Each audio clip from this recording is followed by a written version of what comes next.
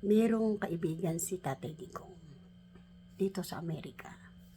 Pinakamataas ang posisyon sa gobyerno. Alam niyo ba na merong taga-Pilipinas na gustong makipag-usap sa kanya? Kung sino-sino na yung mga nilapitan nila para magkaroon sila ng access para makalapit dun sa kaibigan na yun ni Tatay Digong. Ewan ko kung ano yung pag-uusapan. hindi ko nalinawan doon sa nagkwento kung ano yung pag-uusapan. Pero ang alam ko lang, yung taga-Pilipinas na yon na gustong makipag-usap o makipagkita doon sa pinakamataas dito sa gobyerno ng dito sa Amerika, hindi sila pinagbigyan. O, di ba?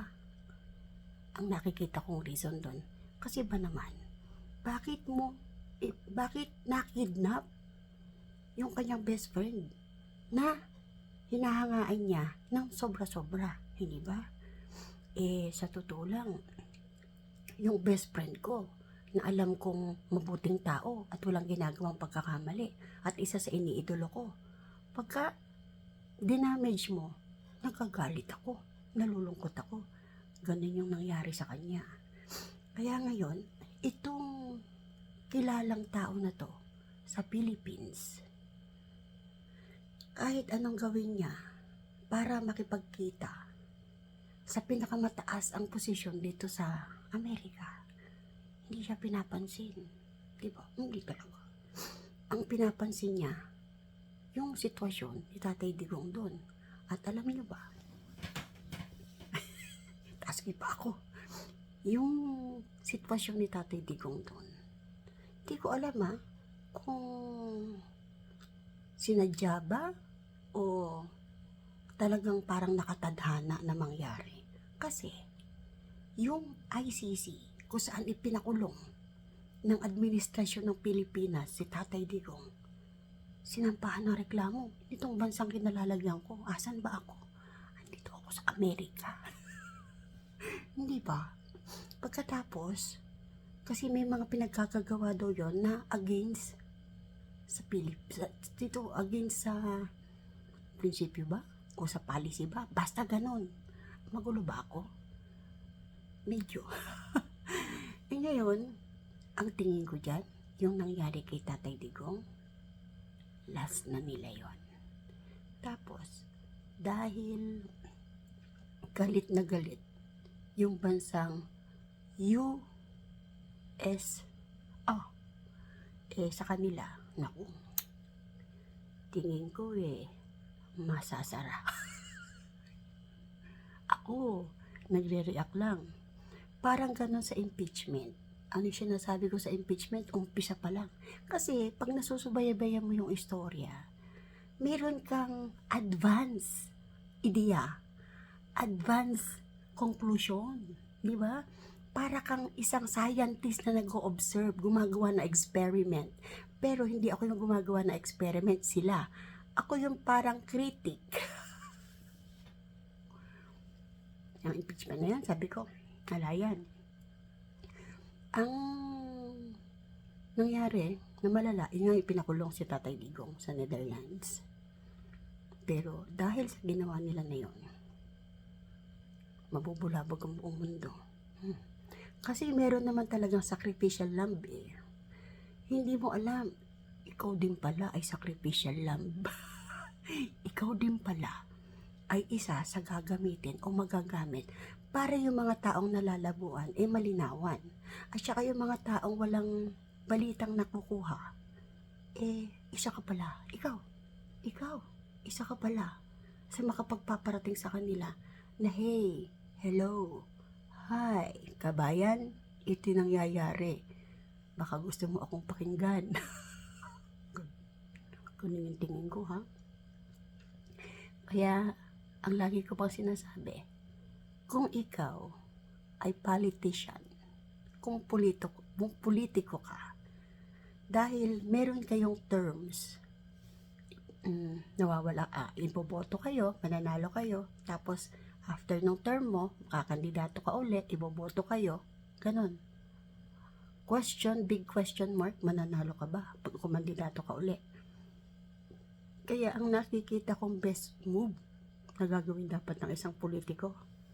Mahalin mo yung nasasakupan mo.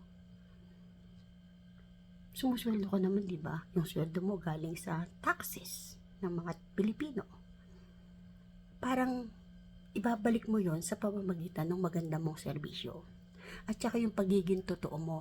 At saka yung pagiging yung hindi bias, hindi ba? Ngayon, nagkakagulo sila. Sino ang may kasalanan? Bakit hindi matutuloy ang impeachment? Mawawala. Kasi, 3 yung una niyong final. Pinatulog nyo. Tapos yung pang-4, ipinail ninyo. Sigidang-sigida. Ipit na ipit. Ngayon, mga nagwawala yung mga tao na nag-file nun, yung mga crocodile.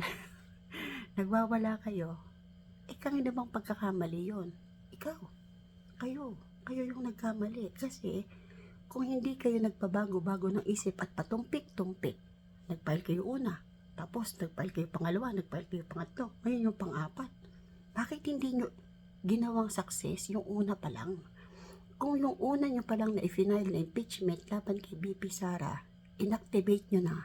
Yun ang tinutukan nyo. Baka wala na yung vice-presidente na yan. Baka ang vice-presidente na natin, si Tambi. Ako, sabi ko nga sa inyo, nag-o-observe lang ako. Nagre-react.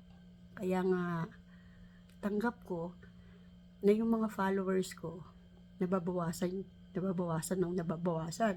Yung kumukonti ba?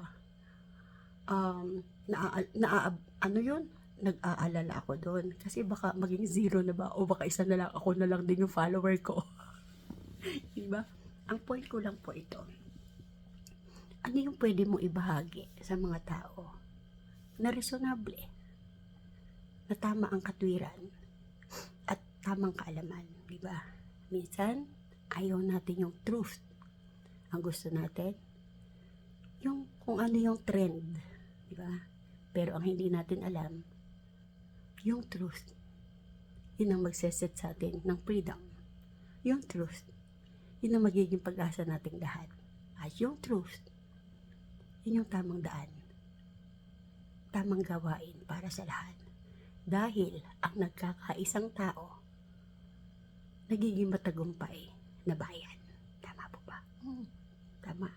Kaya yung taga-Philippines na nandito, na gustong makipagkita o makausap man lang yung pinakamataas ang posisyon dito sa, sabi nga ni Maharlika, America. Hindi sila makakuha ng appointment. Parang lang yan para ma-check up ka sa hospital o ng doktor, hihingi ka ng appointment sa doktor para makahingi ka ng payo sa doktor kung anong gagawin mo kasi masakit yung tiyan mo, di ba? Kasi masakit na yung ulo mo. Pero kung masakit ang bulsa mo, hindi ka doon pupunta. Pupunta ka kay Tambi. Joke. Sige. Yun lang po ang gusto kong sabihin. Magtanim ka ng maganda. Kasi, pag nagtanim ka ng maganda, ibig sabihin, may malasakit ka. Magiging number 1 ka sa puso ng masa. Tulad ni Senator Bongo, Mr. Malasakit.